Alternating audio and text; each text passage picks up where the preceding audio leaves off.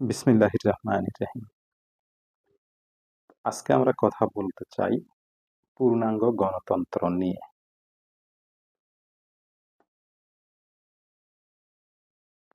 পূর্ণাঙ্গ গণতন্ত্রের প্রয়োজনীয়তা রয়েছে ব্যাপক মাত্রায়।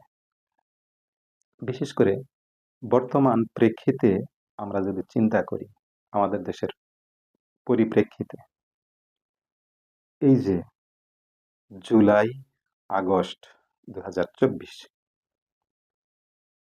এখানকার আন্দোলনে কত ছাত্র জনতা, শিশু, বয়স্ক ব্যক্তি হত্যার শিকার হয়েছে, পঙ্গুত্ব, অন্ধত্ব বরণ করেছে।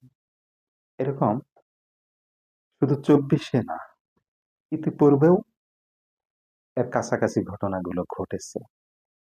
কেন? দ্বন্দ্ব, শাসক শাসিতের মাঝে দ্বন্দ্ব।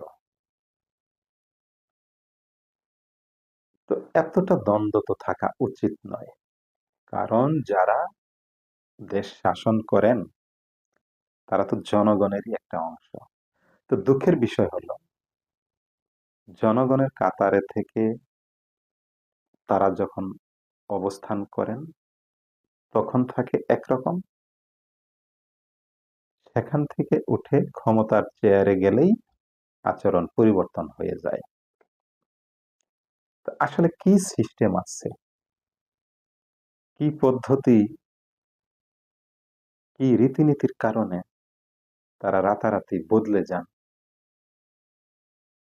এই বিষয়টা একটু ভেবে দেখা দরকার। এসব বিষয়ে দেখা গেছে যে তাদের পরিবর্তনের কারণ, মূল কারণ হলো সিস্টেমটা, পদ্ধতিটা। এক শাসক যায়, আরেক শাসক আসে, ব্যক্তি পরিবর্তন হয়, কিন্তু ওই সিস্টেম ত্রুটিপূর্ণ থাকার কারণে, একই সিস্টেম থাকার কারণে ওই এক ব্যক্তি যা ঘটিয়ে গেছে, পরের ব্যক্তি ওই আসনে বসে সেও একই ধরনের কার্যক্রম করে। একে সরিয়ে দে, যদি তৃতীয় ব্যক্তি আসে, তো দেখা গেছে তৃতীয় ব্যক্তি একই কাজ করে। এখন দেখা গেল, ওই যে একটা কথা আছে, যে লঙ্কায় যায় সে নাকি রাক্ষস হয়। অবস্থাটা হয়ে গেছে এরকম। তো যে এই সিস্টেমে পড়ে যায়,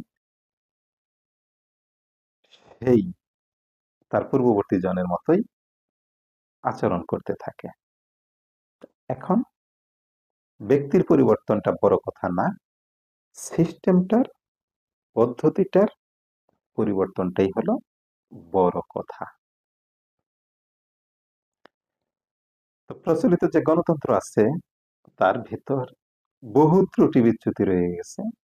এটা আসলে পূর্ণাঙ্গ গণতন্ত্র না, খুবই অল্প মাত্রার কিঞ্চিততম গণতন্ত্র। ওই যে একটা কথা আছে, অল্প বিদ্যা ভয়ঙ্করী। অর্থাৎ যে কোনো অপূর্ণাঙ্গ জিনিস, সেটা যদি প্রয়োজনের তুলনায় খুবই কম হয়, তাহলে সেই জিনিসটা ক্ষতির কারণ হয়ে দাঁড়ায়, যার ফলে বলে অল্প বিদ্যা ভয়ঙ্করী।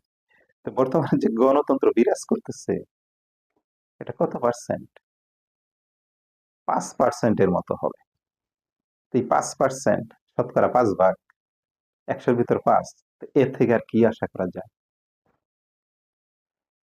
তো এইসব সমস্যা থেকে, এই ত্রুটিপূর্ণ সিস্টেম থেকে বেরিয়ে আসতে গেলে একমাত্র উদ্ধারের পথ আছে পূর্ণাঙ্গ গণতন্ত্রে চলে যাওয়া।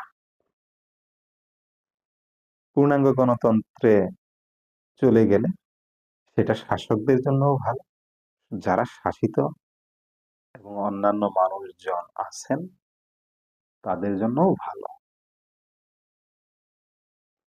তো পূর্ণাঙ্গ গণতন্ত্র নিয়ে আমরা আলোচনা করব। এর বেশ কয়েকটা পয়েন্ট আছে, কয়েকটা বৈশিষ্ট্য আছে, সেগুলো আমরা দেখতে পারি। পূর্ণাঙ্গ গণতন্ত্রের মূলত 11টি প্রধান বৈশিষ্ট্য আছে। সেই বৈশিষ্ট্যগুলো নিয়ে আমরা কথা বলবো। 11টাই বৈশিষ্ট্য, যেমন নির্বাচনের ক্ষেত্রে পূর্ণাঙ্গ গণতন্ত্রের কিছু বৈশিষ্ট্য থাকে, সেটা কেমন? সেগুলো আমরা জানবো। সরকার পরিচালনার ক্ষেত্রে কিছু বৈশিষ্ট্য থাকে, সেগুলা কেমন সেগুলা থাকবো, সেগুলো আমরা জানবো, সেগুলো এখানে থাকবে আলোচনায়। আরো জানবো সংসদ, নির্বাচনের মাধ্যমে জাতীয় সংসদ গঠিত হয়, জনপ্রতিনিধিগণ সেখানে প্রতিনিধিত্ব করেন, আইন পাশ করেন, নানাবিধ কার্যক্রম করেন। সেই ক্ষেত্রে গণতান্ত্রিক অর্থাৎ পূর্ণাঙ্গ গণতান্ত্রিক আচার আচরণ কেমন হয় সেগুলো জানবো। এবং রাজনৈতিক দলগুলা সাধারণত সরকার পরিচালনা করে থাকেন, যারা নির্বাচিত হয়ে আসেন তাদের আচার আচরণ কার্যকলাপ কেমন হবে সেগুলার কিছু বৈশিষ্ট্য পূর্ণাঙ্গ গণতন্ত্রের ভিতরে দেওয়া আছে। খুব বেশি সংখ্যক না, 11টি বৈশিষ্ট্য আছে। এগুলো যথাযথভাবে প্রতিপালন করলেই পূর্ণাঙ্গ গণতন্ত্র প্রতিষ্ঠা হবে। সেই পয়েন্টগুলো আমরা দেখে আসতে চাই। তো পূর্ণাঙ্গ গণতন্ত্র হলো সঠিক রাস্তা। ওই আংশিক গণতন্ত্র, কিঞ্চিত অতি সামান্যতম গণতন্ত্র, প্রয়োজনের তুলনায় যেটা একেবারেই কম, আসলে এই জাতীয় গণতন্ত্র দিয়ে, এই জাতীয় সিস্টেম দিয়ে খুব বেশি কিছু আশা করা যায় না। সেটা বেশি কিছু এখান থেকে পাওয়া যাবে না। যত ব্যক্তি চেঞ্জ হোক, পরিবর্তন হোক, সিস্টেমে পড়ে গেলে সবাই সেই যে ভুল পথ আছে সেই ভুল পথেই পরিচালিত হবে। কাজেই ব্যক্তির পরিবর্তনটা বড় কথা না, দলের পরিবর্তন বড় কথা না, এক দল গিয়ে আরেক দল আসবে এটা বড় কথা না। বড় কথা হলো কি পদ্ধতিতে শাসনটা পরিচালিত হবে সেই পদ্ধতিটার পরিবর্তন।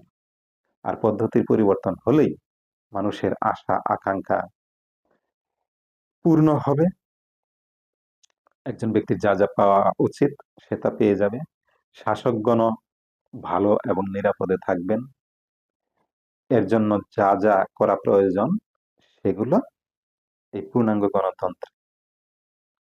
গণতন্ত্রের ভিতরে রয়ে গেছে।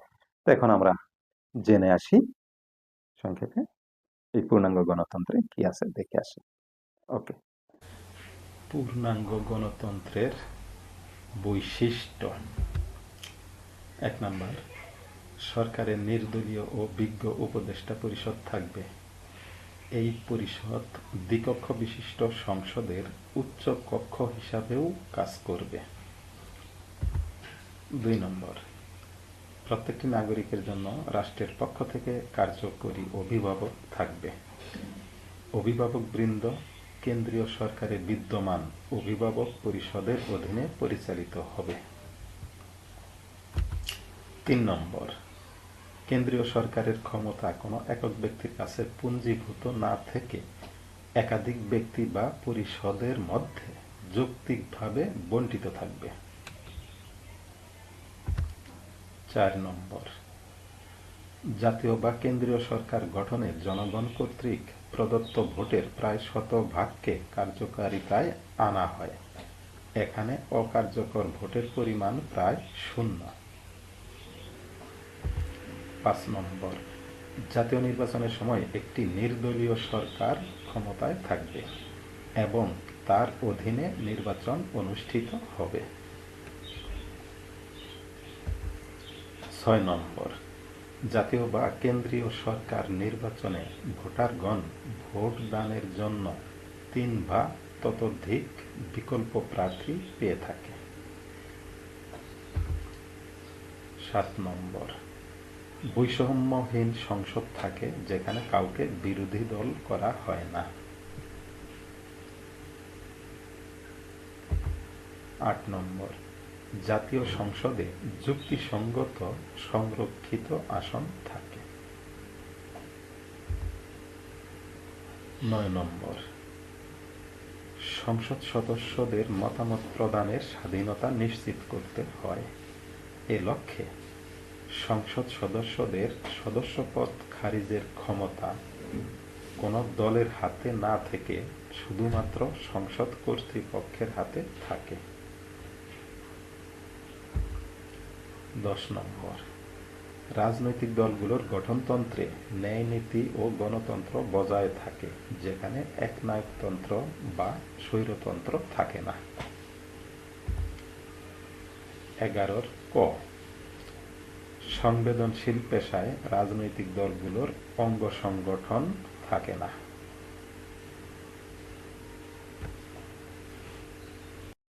যাই হোক, আমরা দেখে আসলাম এই যে যে বৈশিষ্ট্যগুলো আছে পূর্ণাঙ্গ গণতন্ত্রের, এগুলো নিয়ে স্টেপ বাই স্টেপ পয়েন্ট আকারে পরবর্তীতে আমরা আলোচনা করার চেষ্টা করব বিস্তারিতভাবে। সে পর্যন্ত সবাই ভালো থাকবেন। আসসালামু আলাইকুম ওয়া রাহমাতুল্লাহি ওয়া বারাকাতুহু।